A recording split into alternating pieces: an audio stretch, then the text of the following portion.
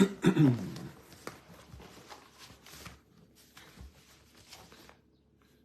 morning. We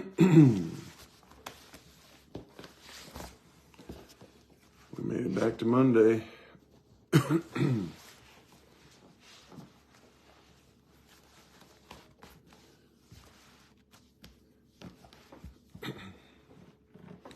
voice kind of giving me a fit this morning. Apologize for that.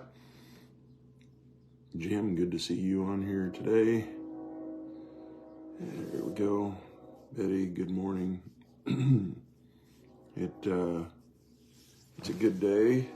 It's a nice sunny day. I love the sun. Even if it's cold, if the sun's shining, that sure helps things, doesn't it? And so I think I'm going to go out today and scoop some of that snow around in my backyard, clean off my fire pit, and get some of that cleaned off of there today. But maybe some of this will get melted and into the ground. It's good that it's on there, but it needs to get in the ground, doesn't it? So if it'll warm up like this through the day, I would think that'll let some of it get soaked in so it doesn't just evaporate. But yeah, it's a good morning. And Joyce, it was good to see you at church yesterday. I'm glad you're feeling better. Been kind of a rough road to get back, huh? Wayne, glad you're there too. Been a rough road for you. So Susan, good morning. Kids are on their way to California, FFA kids, so I have to pray for the safety of those kids. Continue to pray for George Hardy. Didn't receive a phone call, so I think George is still with us, but it could probably be any time now. I'm not sure yet. They haven't decided whether they will do a funeral or maybe just, I don't know, something at the cemetery. So I'm not sure what they're going to do yet on that, but definitely be involved in it one way or the other. So, but anyway, you pray for the Hardy family right now. I know they would appreciate that, especially Carolyn. I mean, they've been married 64 years. It's hard to say goodbye.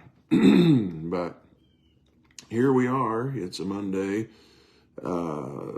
Just trying to think of, so I don't know if you guys have been watching the news, but now we've shot down, 4 or 5, they're calling them unidentified objects now.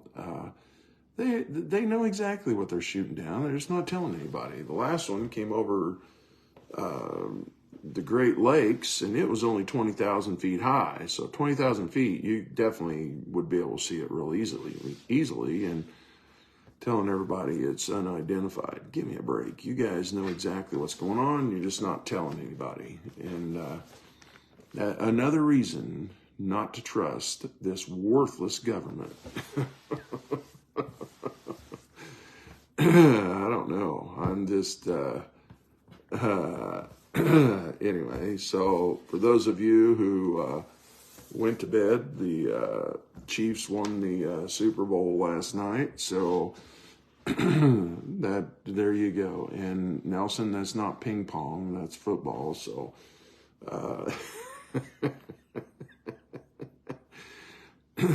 anyway, so, hey, we had a great day yesterday at church and thankful for everybody that was there.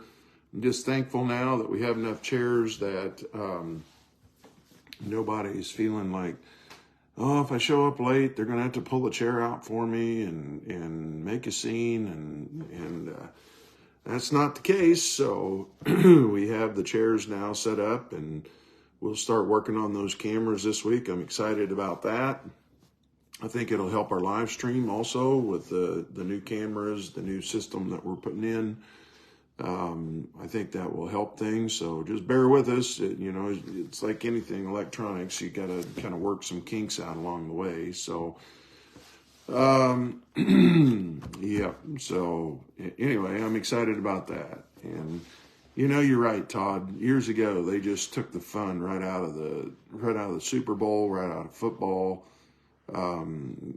the Neanderthals that they have become in really in all the professional sports anymore is, I don't know. It used to be an outlet where you could just go and you could have a good time and watch these guys play sports and really gifted people, and very talented. And it was fun to watch them, it was a great outlet. You just went with friends or family, enjoyed the time and had a great time. And then, I don't know, money corrupts. It always corrupts. And football just got way too big, and people, start making it into a god, and then they start making so much money, and it's just like the government. The more money the government gets, the more corrupt they get. The more money NFL gets, the more corrupt they get too. So, but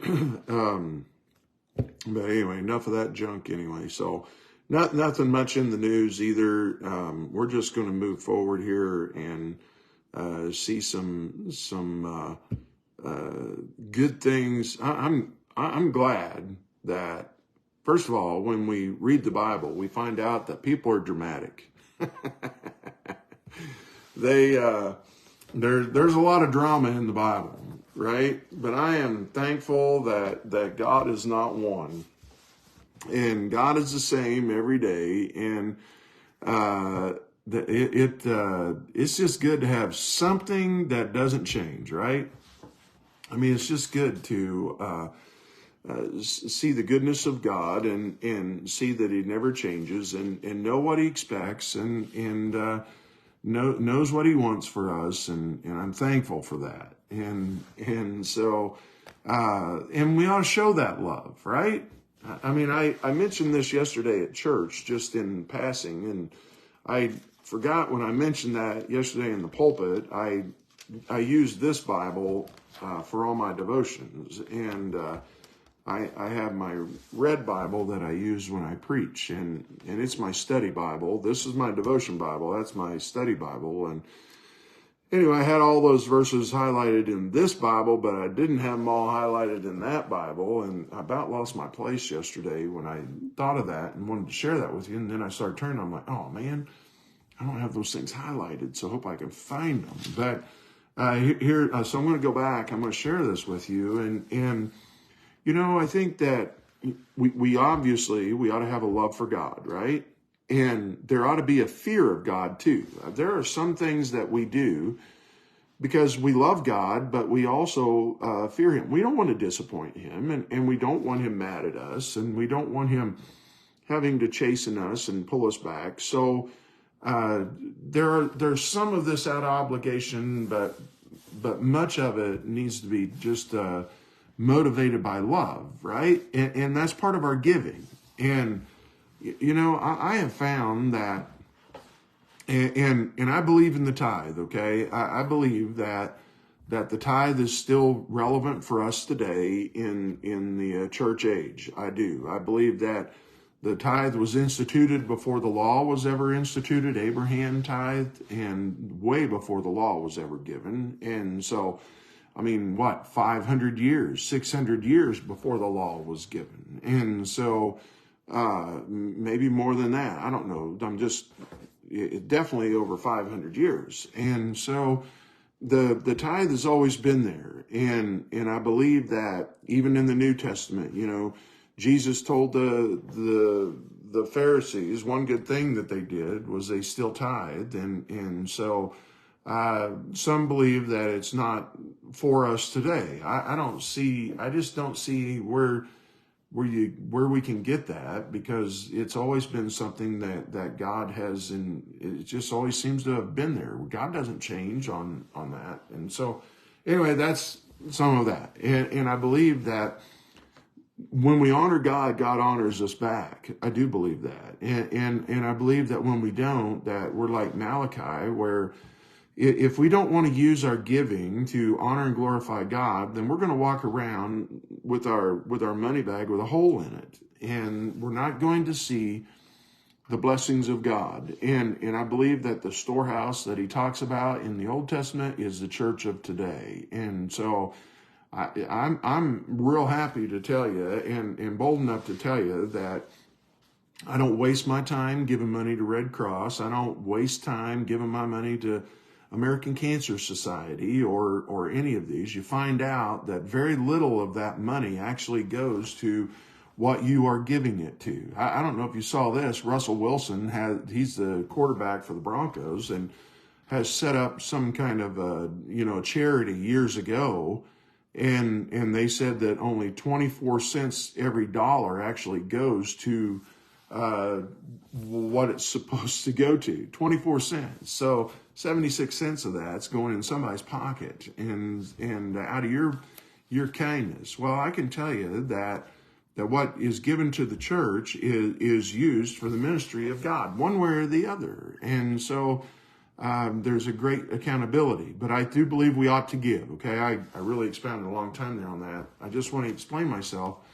But in that, yes, there's some of that is obligation, but it needs to come from a heart of joy. It ought to be a willingness. Okay, if you're not willing, then don't. I know that God will take care of whatever we're doing as long as we're walking in God's will and as a church promoting God, glorifying God, evangelizing the lost, edifying the believer, and doing his will. He'll always take care of it with or without us.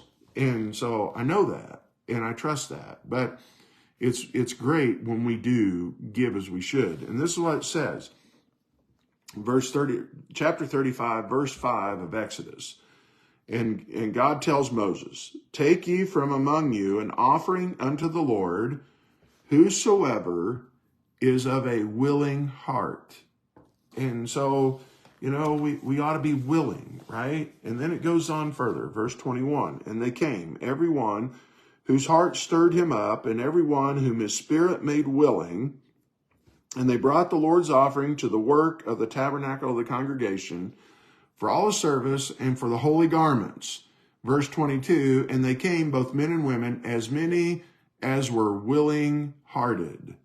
Then verse 29, "The children of Israel brought a willing offering unto the Lord, every man and woman whose heart made them willing to bring for all manner of work, which the Lord had commanded to be made by the hand of Moses." And then the verses that I read yesterday, chapter 36, verse 5 through 7, tells us that they brought so much that God said, you need to stop. Or Moses said, "Hey guys, you can stop giving. We have enough now to take care of the tabernacle and the stuff that is in it." And not only did they tithe of their treasures, but we see that many of them tithed of their talents, and they came and they built the things, they did the things that needed to be done for the articles in the tabernacle, and it was all just willing. I mean, that's the way it ought to be. When we take an offering, we're willing to do that. We just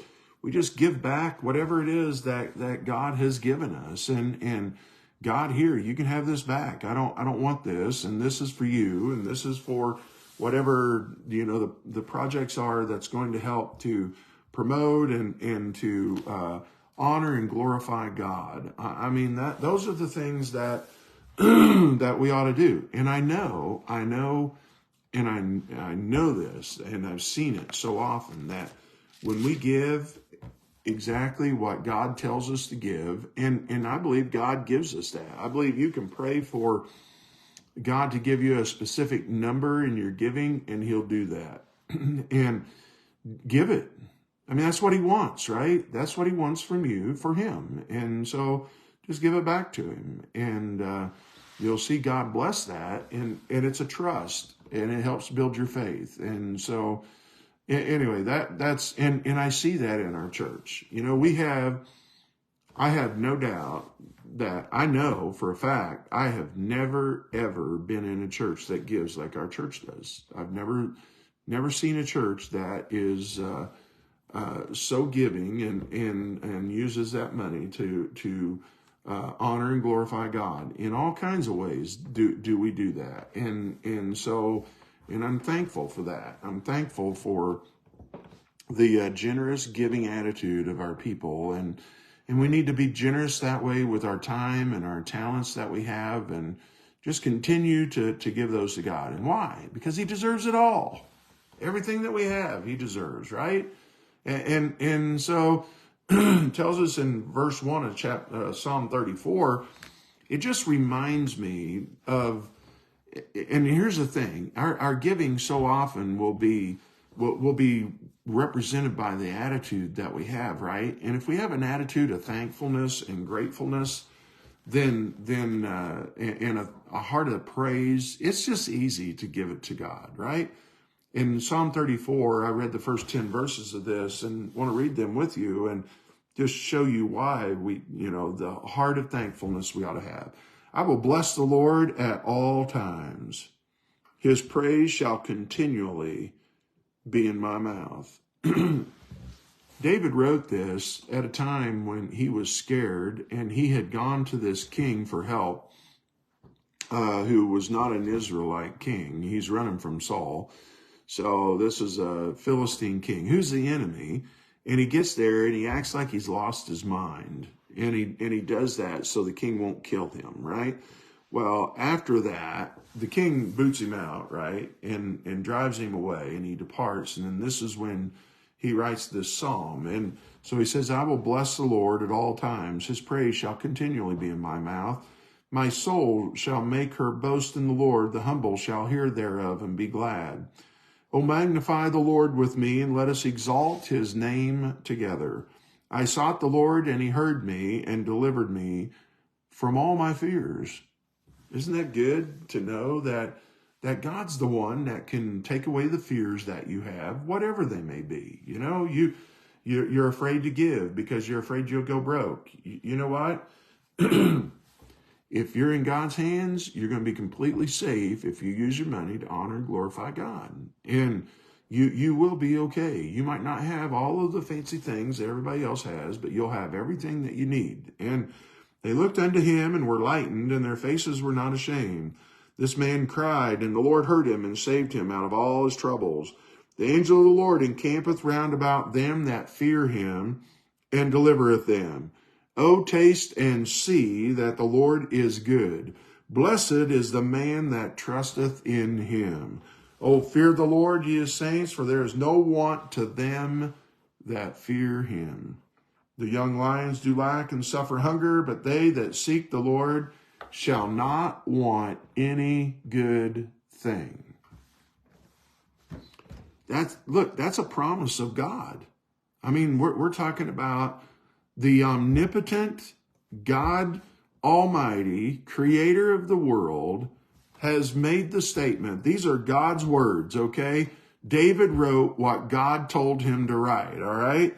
And he tells us, they that seek the Lord shall not want any good thing. There will be no need. You will have every good thing that God wants to give you. And so remember that. What a God we serve, that is a wonderful Lord and Savior, that not only does he save us, but then he helps us through the days and meets every need that we have. I mean, it's just powerful. It really is powerful to think about the goodness of God and just how merciful he is to every one of us. And so that was the main thoughts that I had today. But then I have just a couple others that I think it's good for us, and it's definitely good for me. Sometimes as a pastor, you know what? Sometimes there are times when you get criticized, and we first thing you do is it's just human nature, and it's a natural response. You get defensive. And sometimes, though, we need to realize that criticism is useful and rebuke is useful. And we have feet of clay just like everybody else. And so it's really wise to listen. If someone actually has the care and the concern to do that, then listen to it. Now, if that person that's giving that criticism and rebuke has found their calling to be that for everyone and pointing out everyone's flaws and issues, then consider the source, okay? I think there are times where people have a critical spirit and they're not doing anything to help edify anyone in doing what they're doing, okay? So I do want to clarify that. But there's many times, though, we need to take that rebuke. Proverbs 9, 7 and 8, it says, he that reproveth a scorner getteth to himself shame. Why? Because the guy will not take it and acts and reacts, and he that rebuketh a wicked man getteth himself a blot. Probably gets a black eye, all right? And then reprove not a scorner lest he hate thee. Rebuke a wise man and he will love thee. Right now, Susan, I don't have anyone criticizing me, right? Not to me anyway, and that's fine. If you don't bring it to me, I'm going to sleep well at night, all right?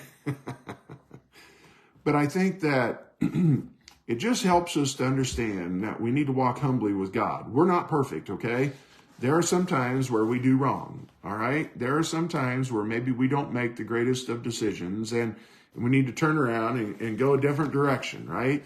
And if somebody loves you enough to come to you and say, hey, I think you need to go a different direction in this way in your life, then let's turn around and let's go the other way, right? I mean, that's what we're talking about here. And so, look, if you find it necessary that there's someone that you do need to go to, then make sure you go to them in a humble spirit, right?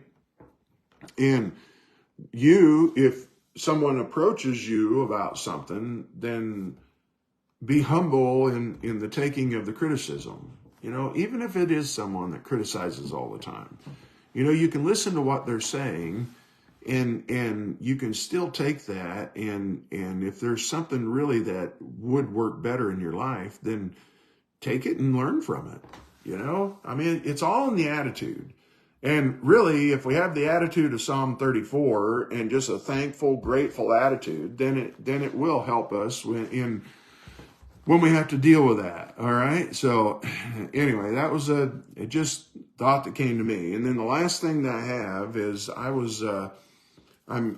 read Matthew chapter 27 today, and this was the actual, crucifixion of Jesus. And it's just a thought that I had thinking about the cruelty of people. I think about how cruel these people were. I mean, there were people there for different how wicked is a society that takes their family to town just to watch a crucifixion. There were those that did that. This was the entertainment of the day. Hey, we need to get to town because they're going to crucify those characters, and we need to see this, right? Hangings in the 1800s. Many were there. I mean, playing music and sitting in the park and waiting to watch somebody get hung. And the cruelty of people. I mean and think about it. The cruelty of the entertainment crowd. Now, think about that today. As a preacher, I can tell you that you preach on entertainment and you preach against the idea of, look, people will spend 20 times more a year on entertainment than they give back to God.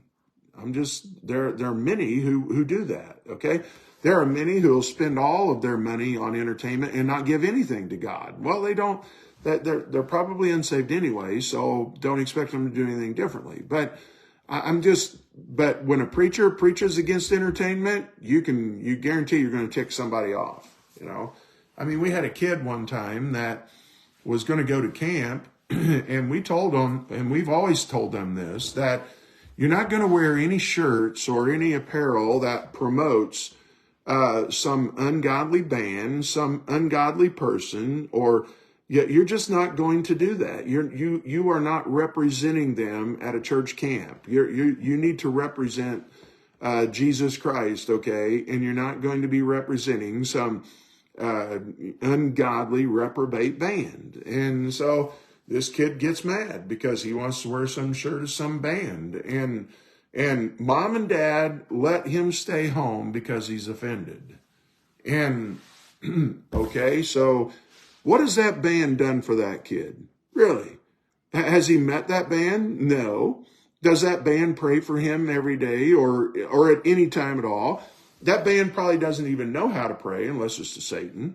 And so they, what do they sing about? Probably drugs, the alcohol lifestyle, chasing women, and living a reprobate life. I mean, and so, we can just get so caught up in all of this trash and entertainment that we can draw the hatred of people pretty quick, okay? So don't think that we're not involved in that. We can be, all right? So there's the entertainment group that was there that driven by hatred just in their entertainment, and wanting to see Jesus do some miracle, not because they cared. They just wanted to see a miracle. And then you had the group that was driven by hatred because he was threatening their religion. And so their religion was threatened, and their way of life, their control of things, their control of people, and you see that they were motivated to kill this man, thinking that would ease them up from the guilt and from the conviction that they had in the realization that they were a fake and they were hypocrites in who they were, and they hated him for that. And then there were the people sitting there that loved Jesus but just were helpless. What could they do? And they watched their Savior die on that cross, and it just, I'm sure it was devastating for them. I think it's amazing that the very moment he died, that it tells us that in the tipple, the veil was rent from top to bottom, and it tells us that several people rose up from the dead and preached throughout the city. And I mean, there were some crazy things, darkness for 3 hours and earthquake, I think it said. And so all kinds of things that went on, and that should have helped encourage them, but they were just sad. And so I don't know.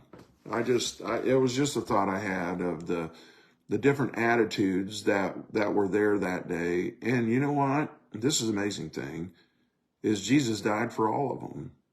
Every one of them. Father, forgive them, for they know not what they do. And I don't know. It's just an amazing thought how much our Savior loves us, right? So let's remember that today. Remember how much he loves us. And so let's live for him.